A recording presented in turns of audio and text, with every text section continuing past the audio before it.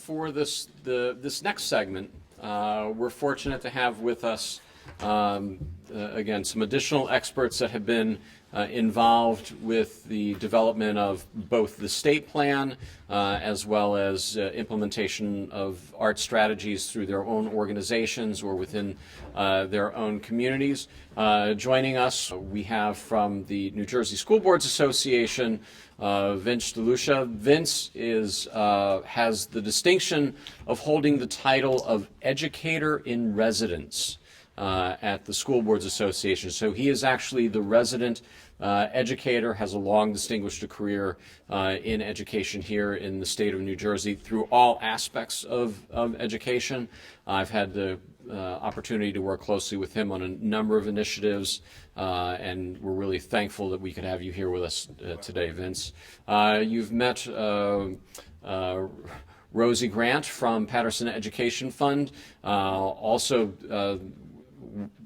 One of the reasons why the arts have come back to Patterson is because of Rosie's continual, consistent poking and prodding to bring people around to the realization that, hey, yeah, maybe we do need to put these programs back for our students. So thankful that we have Rosie to join us as well.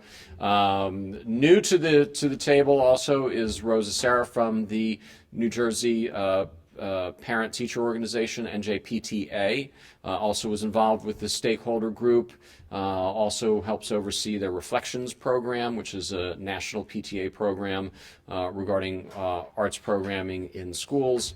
And then finally is Diana Pasculi, who led us earlier this morning from the Department of Education.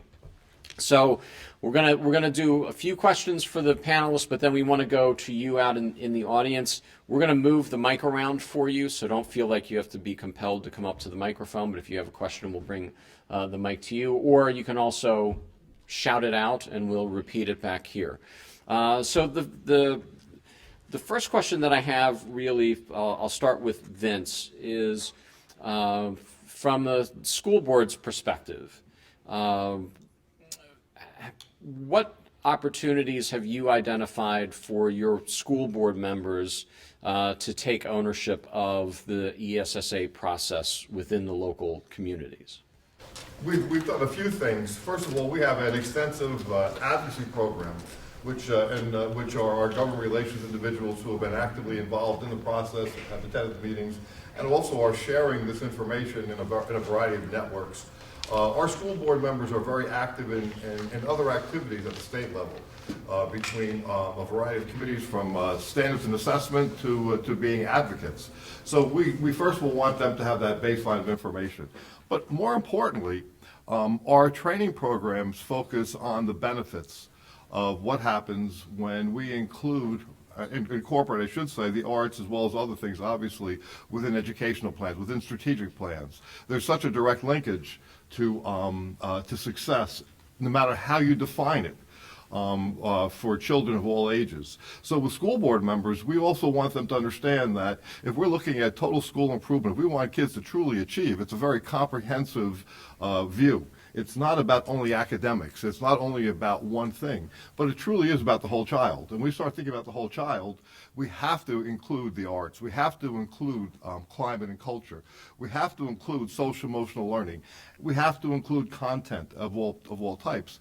I would also suggest that sometimes we have it reversed, and that we have a focus on the content, which is important. But if we had a focus on the things that appeal to kids, that motivate kids, and then teach content through those activities, such as the arts, we'll see a lot more success. And there's also a direct linkage, which we can talk about later, to what the expectations are for kids of today who will be graduating from high school. Well, today's first graders are the class of 2030. There are a whole different set of expectations and talents which are absolutely complementary of what's happening in our presentations today, as well as in the arts in general.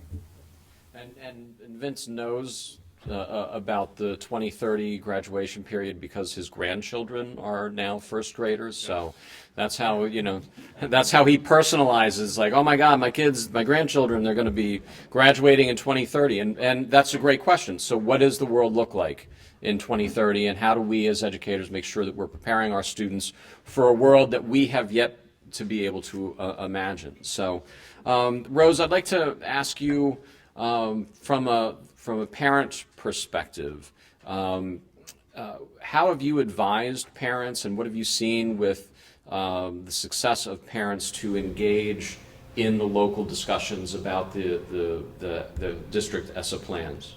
Yeah, it's absolutely. So as Bob had mentioned, I'm from New Jersey PTA. We have about 100,000 members throughout New Jersey, and obviously we work with our parents. I have been on part of the ESSA stakeholders outreach, and now it's bringing that to our parents.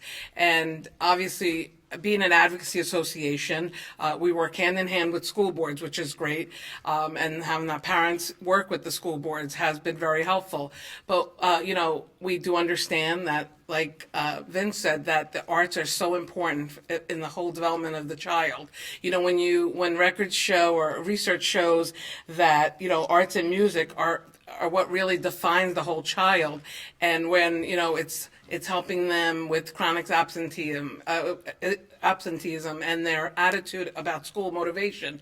It's important to us. It makes us understand. So we really are working with some of our district leaders, hopefully all of our district leaders, to make them understand why it's important that they get their district PTA leaders, and even if you don't have a PTA in your school, but any parent group, and have them at the table in this such an important discussion. And some of the ways that we're helping with has been just having PTAs help fund art committees as part of the PTA, and help, everyone is always worried about the funds that are not there. But PTA, as the group that does do the fundraising and helps, offset some of that cost, what can we do as parents to help our school districts be prepared better for the arts with our children? So big thing is having an arts committee. Another big piece is, again, like I mentioned, be at the table and find out from principals and their school board members, what does our school need, so that we can make sure our children are getting everything that they need to help them with the arts. So a couple things that I've heard real quickly. Vince talked about arts in the district strategic plan, right? How many of you have district strategic plans? Right? If you have them, it's on the district website. Many do. Everyone should. If you're a multi-million-dollar operation, you should have a plan, I would think, on how to use it. And then Rose just talked about an arts committee, having an arts committee in the district to help out. That can be, a gateway toward being involved in the stakeholder engagement process. If you have a committee there, ask to have the committee involved. If you don't have a committee, this is a great opportunity to create one, for the purpose of not only supporting the arts program, but explicitly looking at how the arts can connect to the district ESSA plans and school level title plans. So Rose, or Rosie actually, could you, since you've done this in your district, can you talk about how do you get from knowing that there's supposed to be a district plan to finding your way in to be involved in that process? How did you get from knowing that we should be able to do it to actually being involved? You ask a lot of questions, and sometimes you invite yourself to the table. So in Patterson, we've had some superintendents that were not as welcoming as our current superintendent is to the community.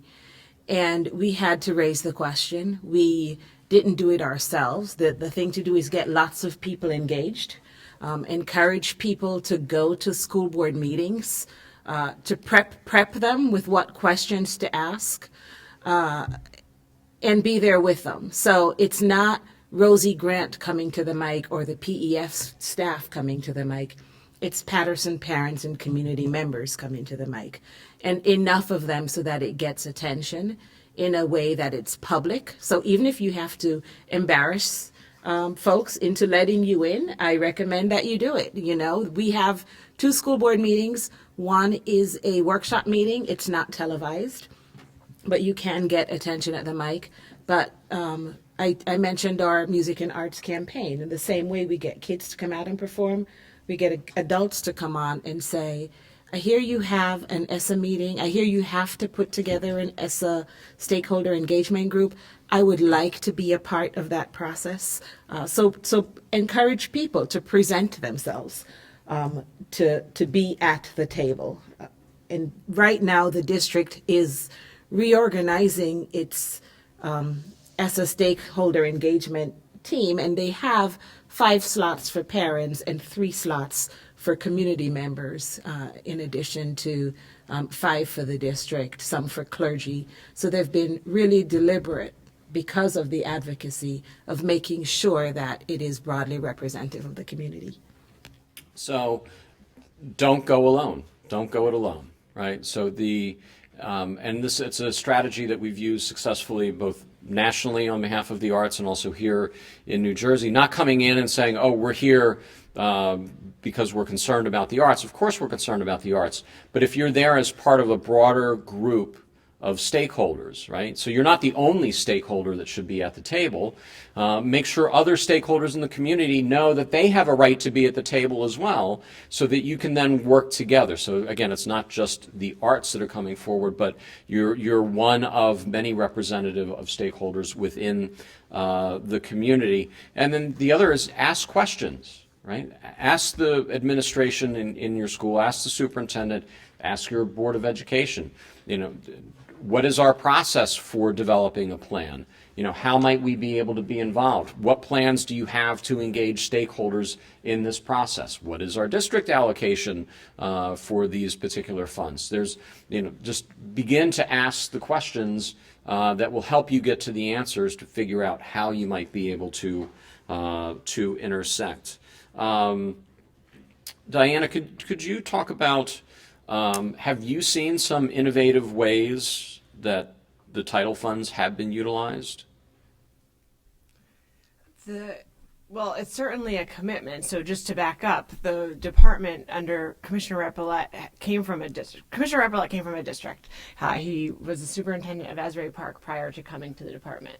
And he had a lot of positive experiences working with folks at the department in identifying ways to use some of the funds creatively the way you mentioned and Dale mentioned earlier today. So just as a basic vision of the support that we're providing, we actually have an entire office dedicated now to providing support for the use of innovative funds. That office is looking at grant funding at the state level to make sure that we are using that better, and then also transitioning to support districts on all 600 of you on a kind of case-by-case basis.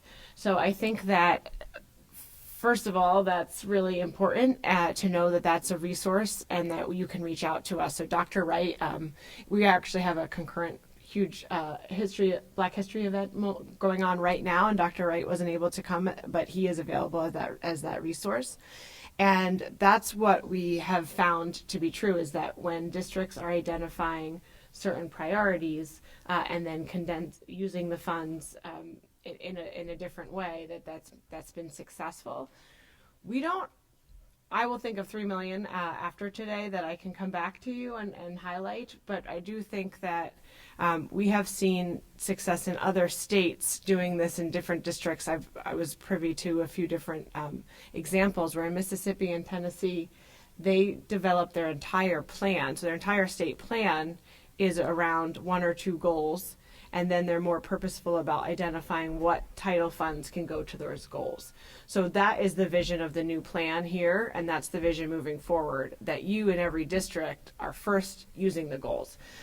So little underwhelming as far as a concrete example, but where districts are moving the needle is when they all get behind that one goal and then identify the funds. You hit on something really important. You don't need to look for where the arts are. You need to look for what are your objectives, look for the root cause analysis of what your students need, and use evidence-based practices to identify how they can get there. And that, I think we're seeing different districts be a little bit more creative. And then just to help clarify, from a district plan standpoint, are all districts required to develop their own ESSA plan?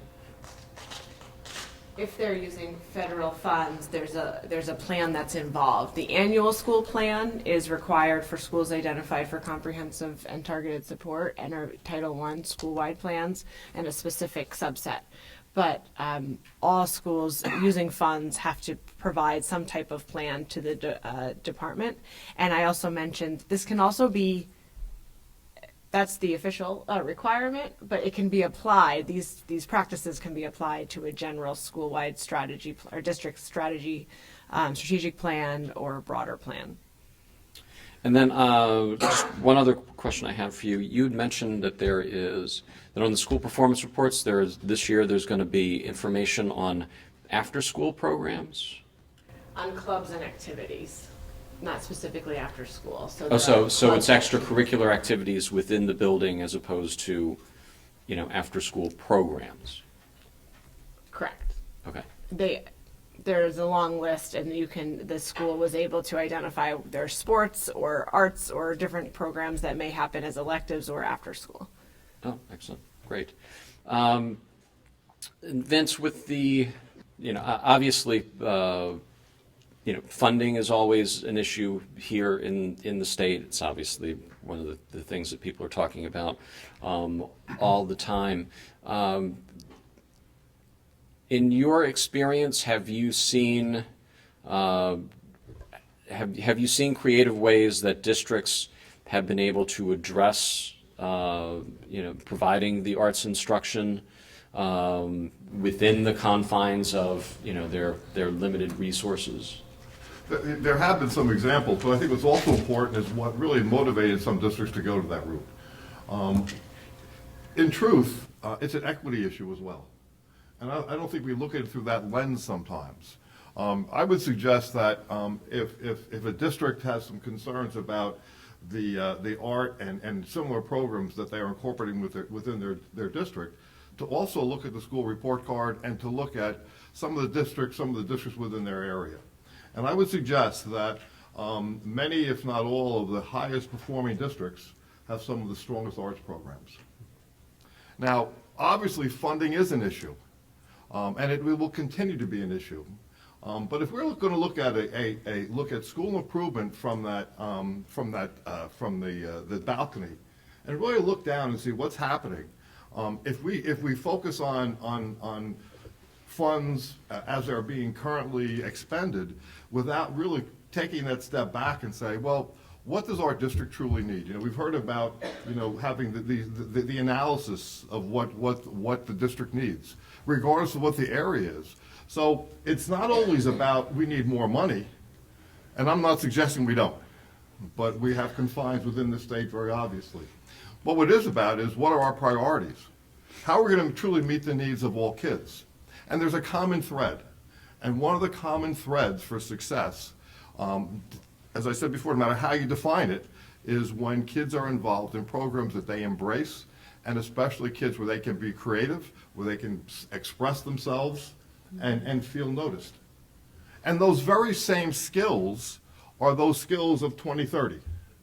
The National Education Association, Fortune magazine, when the slide was put up earlier, excuse me, about the way that arts and supports SEL, well, those skills for tomorrow are about being creative, about being collaborative, critical thinking, and empathy, among others. Communication, storytelling. That's what the future, that's what's being embraced. And today, the tech companies, be it Google or Microsoft or the smaller ones, are no longer exclusively hiring individuals with degrees in technology. First of all, they've discovered that they need people with liberal arts and just arts degrees and backgrounds. They need that creativity, and they need the combination of people to work together. So if we start thinking about what the needs of society are, what the needs that kids today will need in order to be successful for their futures, then I think that we take a different view of what the funding is. We say, what are our priorities? How do we ensure that all kids have that success? And of all things, starting at the youngest of levels, teaching kids and helping kids express themselves to feel they feel part of a group, part of a team, so they are emotionally healthy, and that they take that with them throughout that school career and then also into industry or whatever they decide to do post. So it's not about money, it's really about what's important, and let's find ways to do it. Yes, there are collaborations with industry, there are collaborations with higher ed, there are all sorts of collaborations that districts are using. But I suggest let's look at what each district needs and find that its specific need is. And then there are resources at this table from the department, the other groups here, the NJA, obviously school boards are all here to support that in order to give those types of ideas. So one of the things that you hit on, which I think is really important, is again being when you're looking at it from the top down, how do all these things fit together, and then how do we fit in within the arts community as arts educators to help address those needs? But we're part of a bigger community, and it's really important that the arts faculty and our arts supervisors are engaged as part of a broader community. Historically, many of our arts educators would think about, well, I just have to go to school, I teach my ensemble, and then I leave. But nowadays, it's really important to be engaged as part of the whole community, so that our arts educators are seen as contributors to solving the problems for the entire school. They're not just there addressing their own particular unique issues. The other thing that's kind of been really somewhat of an epiphany for me over the past several months, particularly as we've talked more and more about the important role of social emotional learning. When we were fighting 30 years ago, when they were developing America 2000, and there was a battle over what was going to be the core subjects, and at the time when America 2000 came out, the core subjects were English, math, science, history, and geography. Those were the proposed federal core subjects, and it created a real battle in Washington to make sure that things like world languages and physical education, and of course the arts, weren't left out of that equation, because if we were left out of that equation at the federal level, what would that mean for what would happen in our state and local communities? But at the time, nobody was talking about social emotional learning of our students. Nobody. And if we brought it up, like we'd go in as the arts community going, well, it's the intrinsic value of the arts and how it makes our students feel and what does it do for all these other, we would be laughed out of the room. 30 years ago, they'd laugh us out of the room. They didn't want to hear about that. How do I get my test scores up? How does this help our students in this area? Now the conversation's changing dramatically, and at least from my perspective, to the better because of the important role that the arts plays in a variety of areas, plus the fact that the arts in and of themselves are valuable and worthy to be taught as a part of creating that well-rounded student. Rose, can you talk about how parents can work with staff members in their schools to make sure that all students are getting the artistic experiences that they're entitled to as part of our state education policies? Yeah, absolutely. We all know, a teacher, principal, superintendent, everyone is busy. They have mandates that they have to look forward to.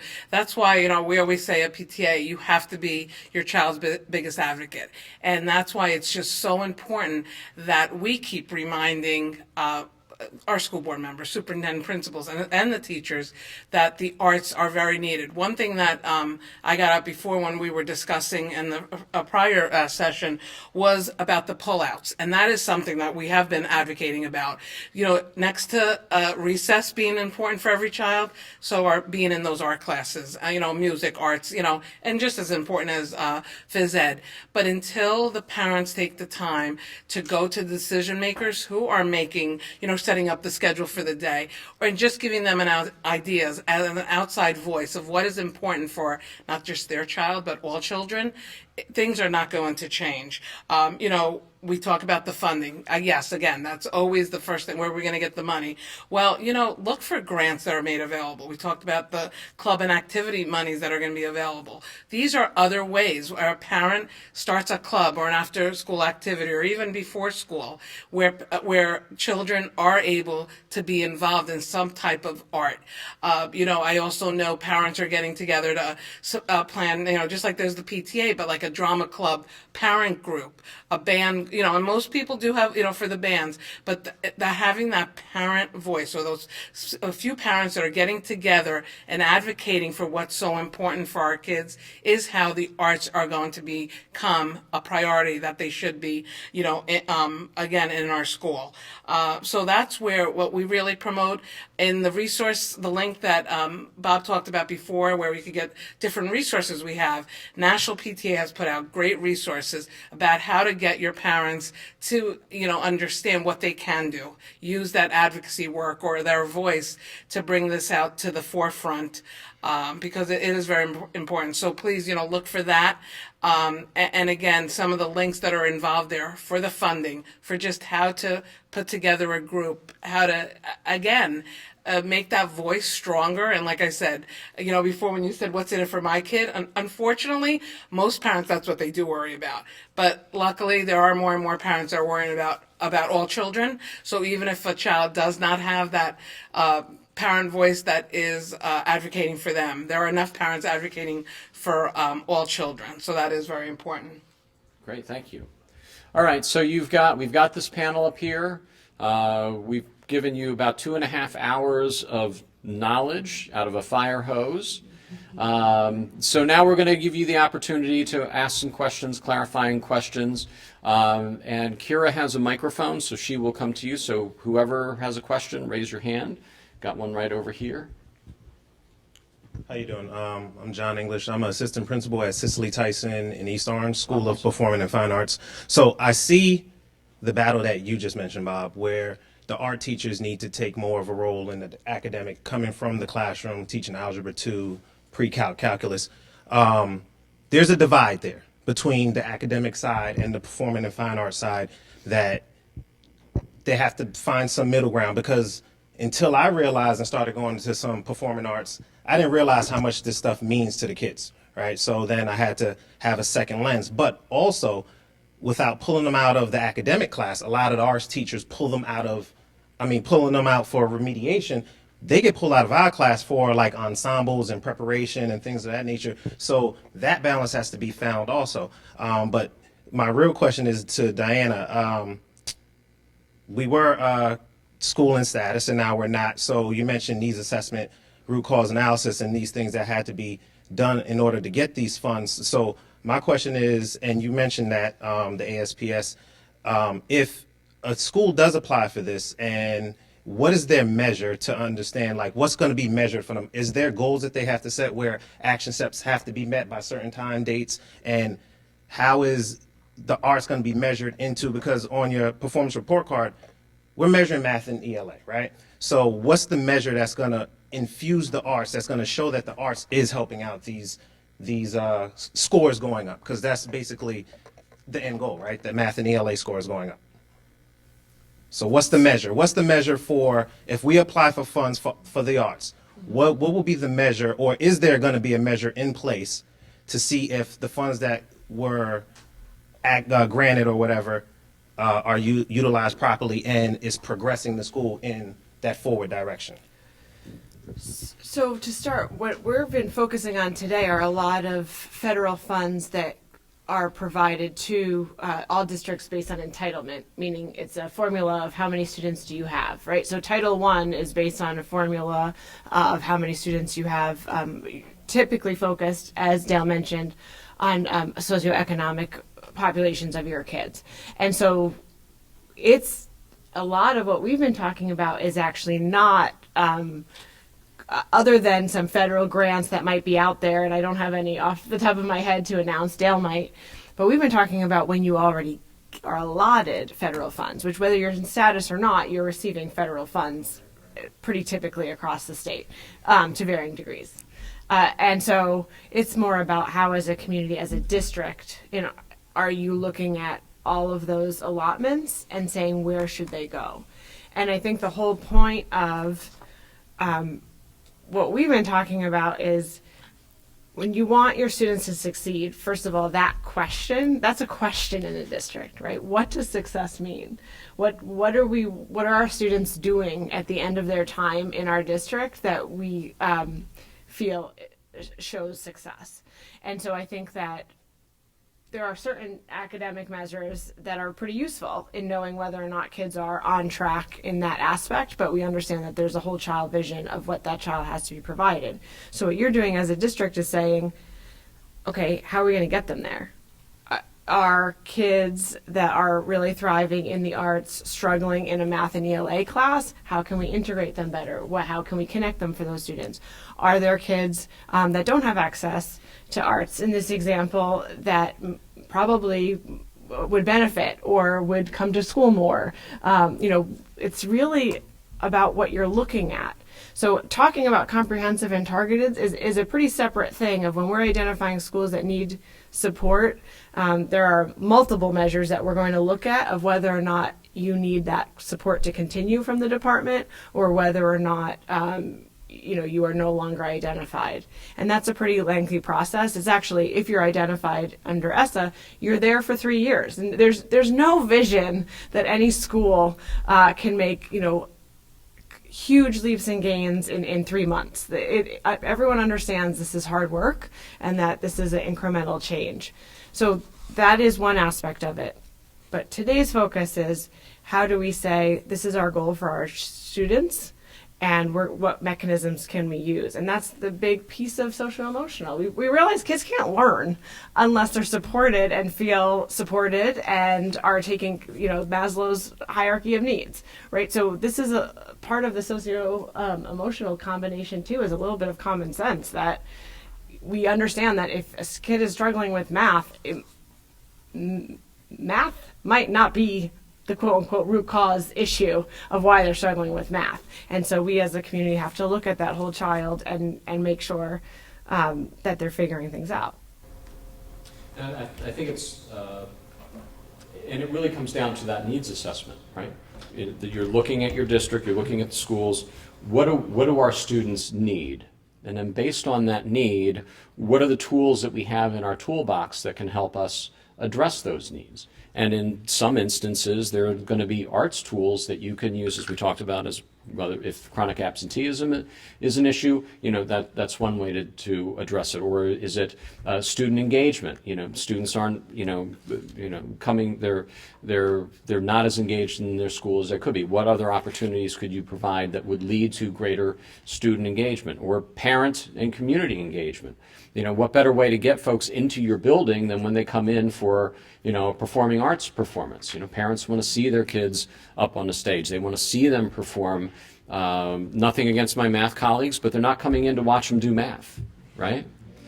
So, and then I think just as an aside on the pullout program or the pullout issue, the issue that we had with pullouts as it relates to remediation is they were taking the students out of the arts constantly, all the time.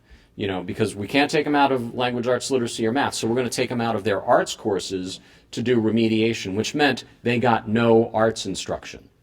Versus the pullout programs that exist, like in your particular middle school, is actually a rotating pullout program, so they're not missing the same course all the time. It's just over a period of time because of the type of schedule that you're running at the building. Now, if you wanted to change your building to a 9-period day, you wouldn't have to do pullouts. But I don't know how many schools are actually running 9-period days anymore, right? Yeah? So there are models within a 9-period day where you can provide instruction without having to do pullouts. So, quick Rosie, and then we got a question over here. I want to ask us to reimagine the arts. The arts is one of the core subjects. So while it's a wonderful side effect that kids might do better in math and English because they also participate in the arts. I would counter that that's not the end goal. We don't offer kids the arts so that they do better in math and English. We offer kids the arts so that they get a well-rounded education, of which the arts is a very strong component. So as we talk about having arts in our schools versus English and math, I want us to reimagine that and have arts and English and math and geography and history and social studies, etc., but not one to get us to the real end goal of the others, if that makes sense. Absolutely. Vince, and then question. Yeah, I totally agree with what Rosie is suggesting, and I also want to suggest to you that there is a bevy of research which supports that the arts has a very positive impact on student achievement, very specifically in the academic areas, as were noted, and obviously in the other areas of culture and in climate and good decision making as well. So it really goes both ways. Question? Yes, I'm Wendy Liska from the Geraldine R. Dodge Foundation. I had a question. Diane, I get very excited about this conversation, as you might imagine.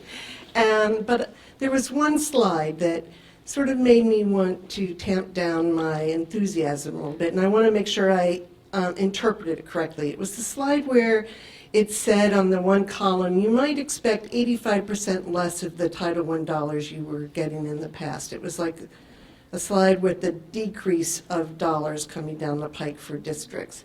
And I don't know if I read that correctly, because what makes me a little nervous about that is that, okay, if I'm getting 85% less, my new dollars from Title IV might be made up some other way. And that means our advocacy points might be the same, but we might have to take different tactics if it's still a scarcity mindset that people will be entering into these decision making. Do you know what slide I was referring to? Yes, and it's Yeah. definitely from last year, but Rebecca, can you? Sure. So it's actually, we always ask people to expect 85% of, not 85%. Hang on a second, Rebecca, let us get a mic over to you. Go ahead. Okay. We ask people every year as they're planning how to use their funds to plan for around 85% because the numbers that we get back from the federal government every year are fluctuate. They're a little bit different. So it is 85% of, though, not less. Not less. Right. Yes. So prepare for that. Yes, exactly. For planning purposes. Yep. And that's a careful, and thank you for flagging that. I was like, I remember talking about that a year ago. The interesting thing there is all of this is dependent on the federal government's budget. And then it comes down, that actually isn't even part of the state budget. It's separate and apart from our state budget. It's entirely with Congress. So that was another exciting point of Title IV, because when we were out in creating our state plan, there, for good reason, was a lot of excitement around those new Title IV dollars, and then administrations changed, and there was a message that we might not get any funding, despite a lot of effort that had gone into allowable uses in Title IV. So that is we're always at the will of the Congress there. And what is our amount for Title IV in New Jersey? It's $26 million for Title IV, or within the well-rounded education component of that. Other questions? And we have a handbook online about the use of federal funds, and that was designed last year with different goals, but it ties into what Dale and Bob were presenting, which is looking at the funds that the school gets. The best way to go about meeting your students' needs might be to just fund something primarily out of Title IV, recognizing there'll be a lot of competing uses for those funds in your districts. But it also might be to combine in certain allowable ways, and it just depends on your district.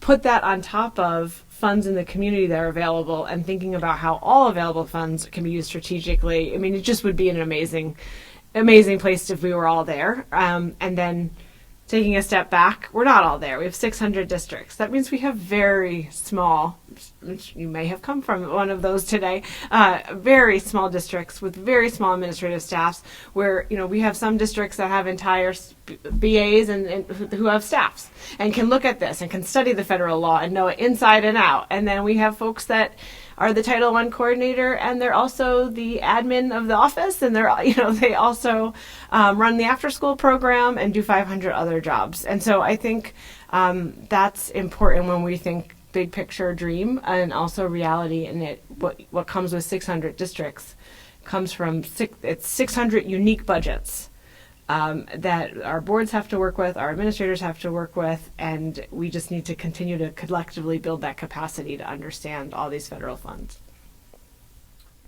Other questions? Let's not be bashful. Oh, come on. All right, then I got questions. Yeah, no, you're not getting away. Rosie, talk a little bit about the Community Arts Education Task Force, and how were you able to get everybody to come together and then get the administration to work toward putting those programs back? Patterson has a rich history in the arts. So we knew that we had lots of things happening in the community that was actually making up for some of what was not happening in the schools. So we belong to a group called the Patterson Alliance, which is a group that unites the nonprofits in Patterson. So our first outreach was to the Alliance membership. And we asked that anyone who's doing any kind of arts education with our kids would come together, and then asked who would be interested in being a part of the task force to move this agenda along. So we got people from the dance groups, the singing groups, the churches, etc., who were doing any kind of programming either in the community or in the schools to come together to the table. Once we had our first meeting, there were people coming out of the woodwork going, "What about us?"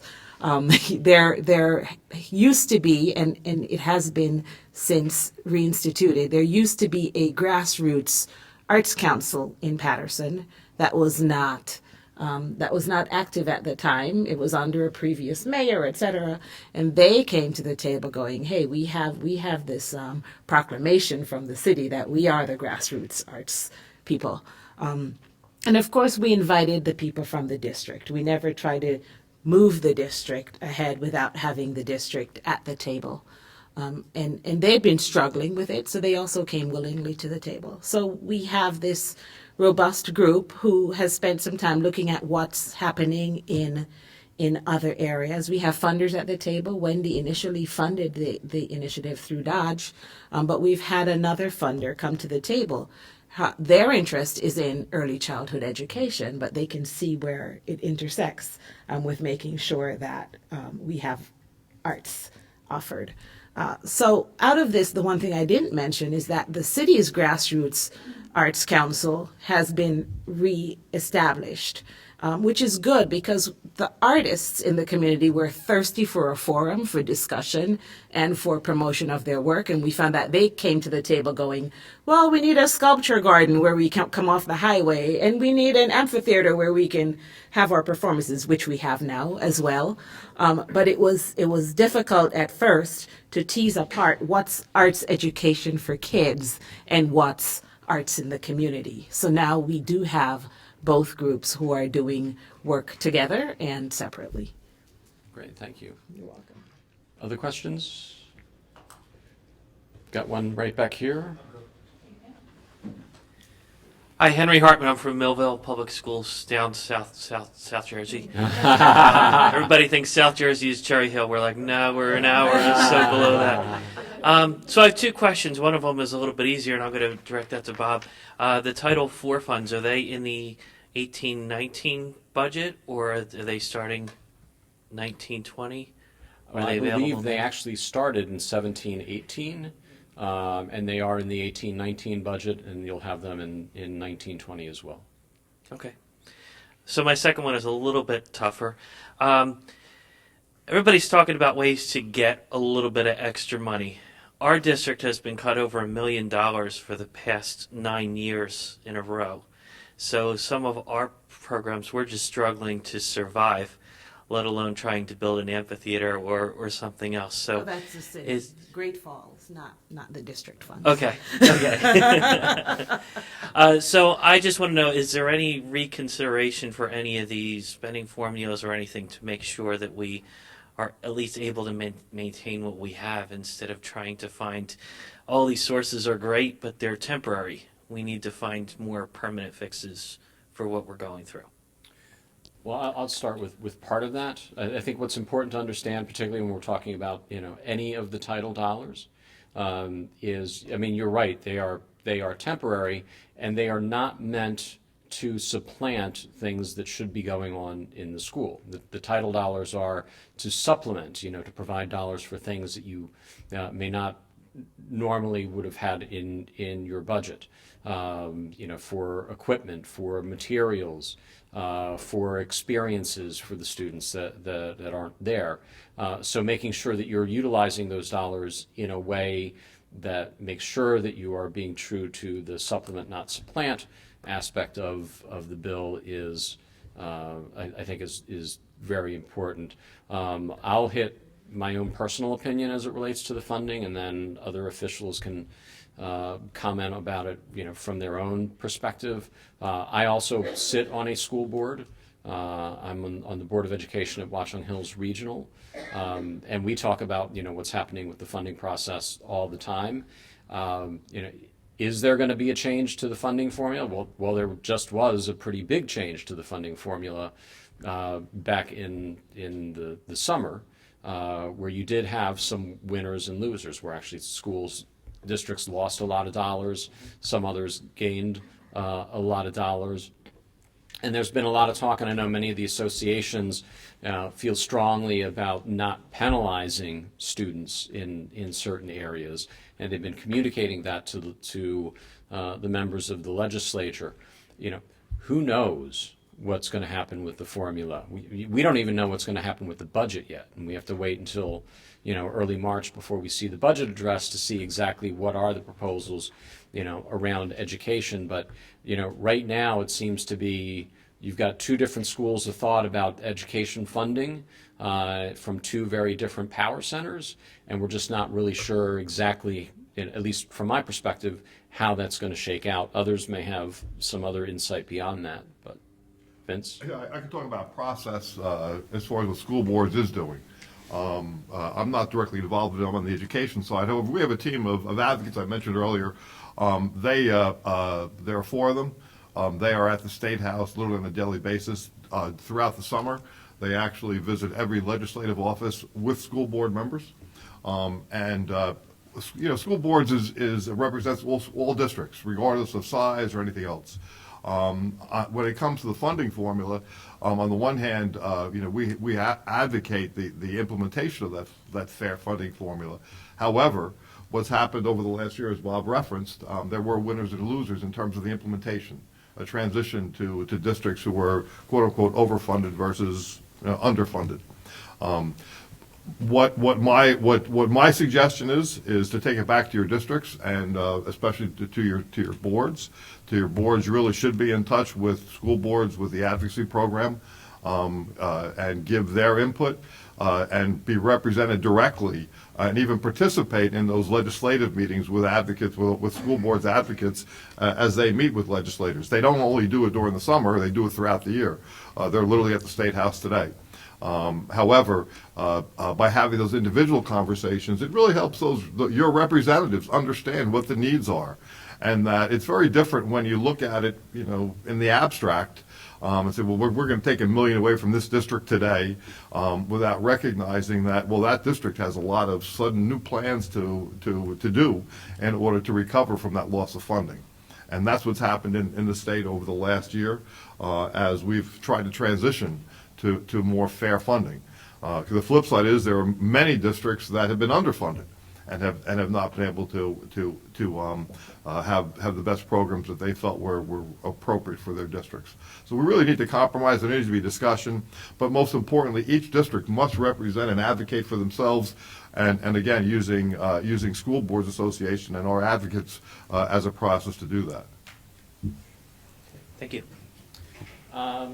So we're getting close to the lunch hour. So what I would like to do is I'd like to have each of our panelists just leave what's one point that you want to make sure that our participants today walk out of this session or walk out of this day workshop understanding from your perspective? What's the one thing that you want to make sure that they understand from our conversations this morning? So I'll start with Rosie. Okay. We believe that if a community is fully engaged in their schools and in children's education, then they will take ownership of not only the schools, but of the student outcomes. And so it's important in everything that we do that there are members of the community at the decision-making tables. Gone are the days when I was in PTA and we were in charge of the bake sales. It's time for parents to, we all have education, have jobs, have something to offer. It's time for parents and community members, including our business community who work in these districts, to come to the table and help with the decision making so that it's all our problem and it's all our success in the end. Vince? You know, our kids, regardless of their ages, are growing up in a world which is very contentious. And at school boards, we just commissioned a new task force on the mental health services that schools should be considering. And that's really kind of the afterthought. However, there's a lot of research. I'm going to mention the ASSETS program. It's from the Search Institute. They're out of Michigan, or Minneapolis, I should say. And they've been surveying and doing research on success in kids for over 40 years.